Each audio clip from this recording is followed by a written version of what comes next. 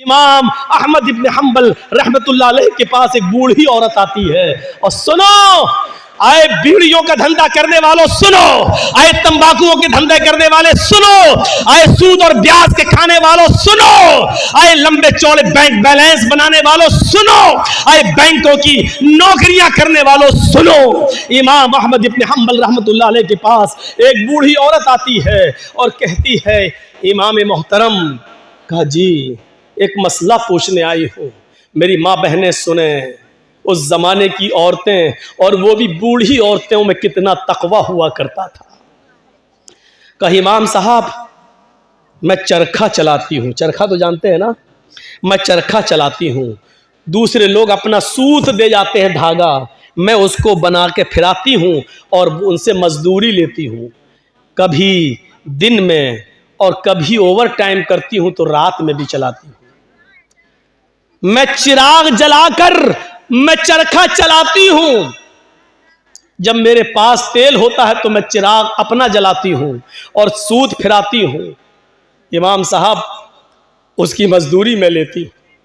कहा इसमें बुराई क्या है? कहा मैं ये नहीं पूछने आई हूं कि बुराई क्या है, मैं ये पूछने आई हूं कि कभी कभी मेरे पास चिराग जलाने के लिए तेल नहीं होता है। अच्छा, तो मैं सोने के लिए बिस्तर पर जाना चाहती हूं, लेकिन देखती हूं कि पड़ोसी के घर में चिराग जल रहा है और उसके घर के चिराग की रोशनी मेरे आंगन में आ रही है। मैं अपना चरखा लेकर उस आंगन में बैठ जाऊं और उस पड़ोसी के घर से जो चिराग जल रहा है, मैं मांगने नहीं गई उसकी रोशनी, लेकिन उसकी रोशनी ऑटोमेटिक मेरे घर में आ रही है।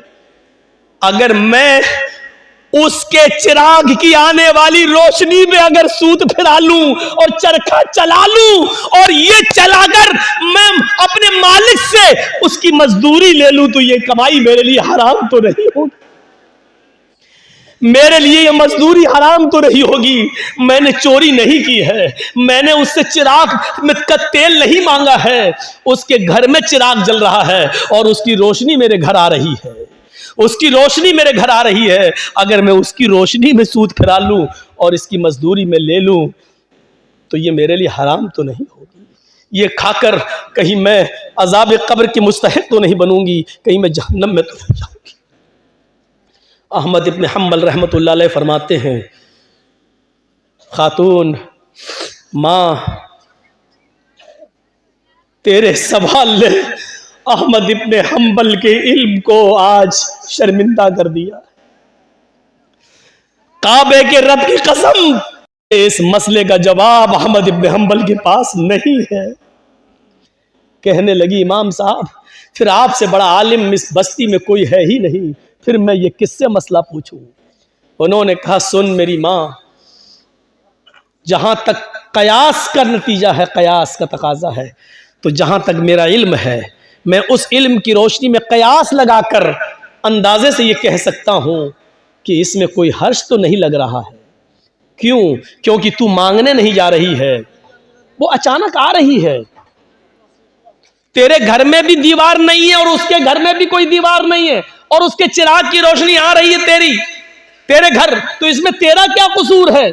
बज़ाहिर तो इसमें कोई बुराई नहीं लग रही है, लेकिन अगर तुम्हारा दिल आमादा नहीं है तो मेरी माँ, इससे भी बच जाओ तो बेहतर है, इससे भी परहेज कर लो तो बेहतर है, इससे भी, क्योंकि वो है तो दूसरे ही की रोशनी, है तो दूसरे ही की रोशनी, बहरहाल अगर तुम इससे भी परहेज कर लो तो ये ज्यादा बेहतर है तुम्हारे।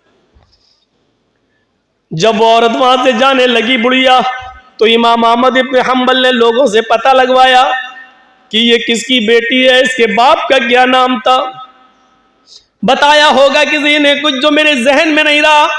अहमद इब्न हम्बल फरमाते हैं कि आज के जमाने में ऐसी बूढ़ी औरतें मौजूद हैं, जरूर इसका बाप कोई आलिम कुरान होगा, आलिम हदीस होगा, क्योंकि ऐसी तरबियत अपनी औलाद के अंदर कोई बड़ा आलिम ही पैदा कर सकता है। बुढ़ापे की इस दहलीज पर पहुंचकर भी इस औरत की हालत यह है, इस बुढ़िया की हालत यह है कि पड़ोस से आने वाली रोशनी में भी, उस चिराग की रोशनी में भी चरखा चलाने के बारे में सोच रही है कि ये चरखा चलाएंगे तो ये कमाई मेरे लिए हलाल होगी या हराम। तब ऐसे लोगों की नमाजें अर्श से टकराएं और अल्लाह कबूल ना करे, ऐसा हो ही नहीं सकता है। मेरे भाइयों, इधर हम नमाज पढ़ के निकलते हैं, जो मैं सर बसजदा हुआ जमी पर तो आसमां से आने लगी ये निदा, तेरा दिल तो है सनम आशना, तुझे क्या मिलेगा नमाज। एक हमारा तकवे का हाल ये है, एक हमारी परहेजगारी का हाल यह है कि यहां से निकले नमाज पढ़ के, मालिकी यौमिद्दीन, तू कयामत के दिन का पूरा पूरा मालिक है। इय्याका नअबुदु व इय्याका नस्तईन, तेरी ही इबादत करते हैं, तुझसे ही मदद मांगते हैं। इहदिनस सिरातल मुस्तकीम, जो सीधा रास्ता उस पे चला, तमाम बुरे रास्तों से बचा ले। यहां ये दुआ मांग के हटे, सलामु अलैकुम व रहमतुल्लाह, सलामु अलैकुम व रहमतुल्लाह, जैसी सलाम फेरा और मस्जिद के बाहर निकलते ही जेब में बीड़ी रखी है, निकाली और माचिस जलाई और सूरह दुखान की तिलावत शुरू, धुआं धक्कड़ शुरू। अभी 10 मिनट भी नहीं हुए ये कहते हुए कि इहदिनस सिरातल मुस्तकीम, आय अल्लाह हमको सीधे रास्ते पे चला, आय अल्लाह गंदे और गलत रास्तों से हमारी हिफाजत फरमा।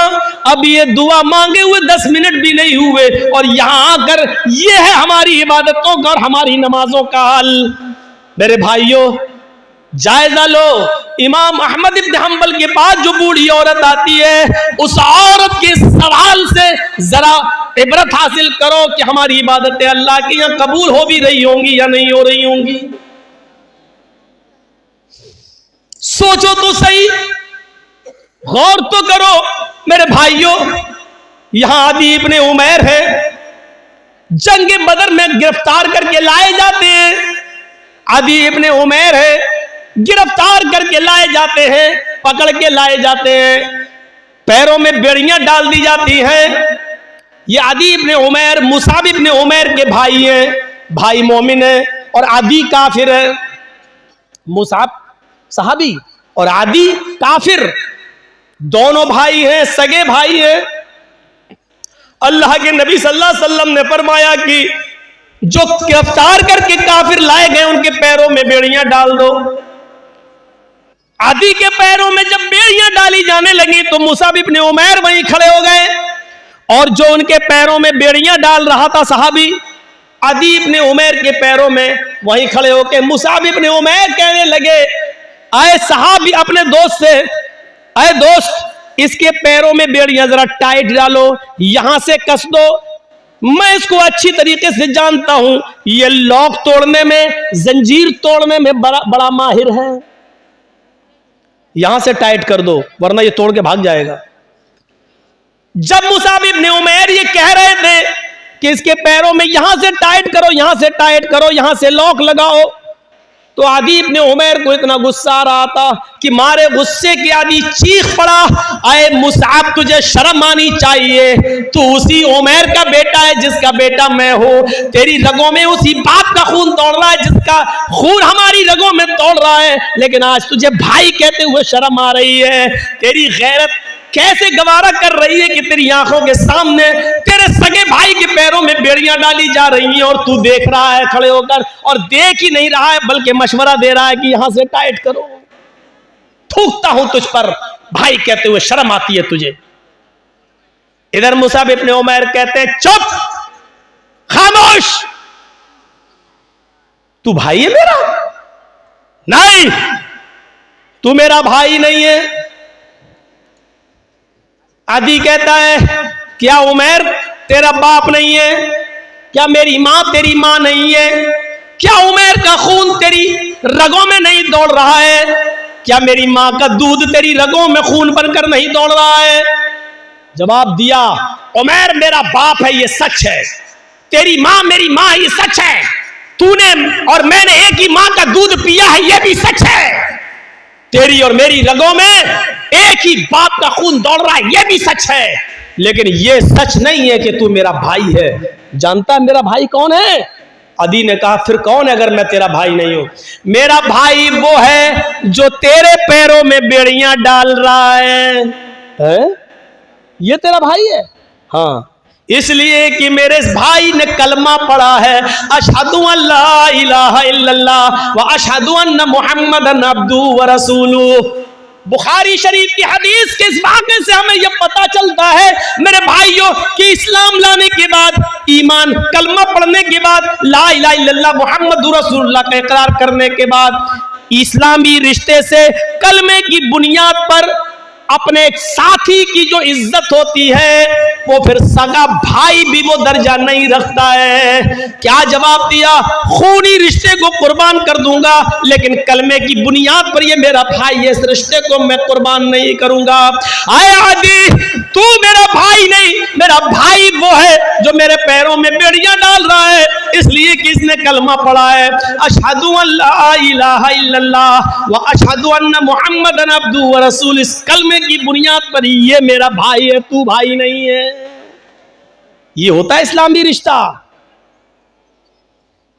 और इस्लामी रिश्ता इतना अहम होता है कि उसके लिए खूनी रिश्ते को कुर्बान कर दिया जाता है।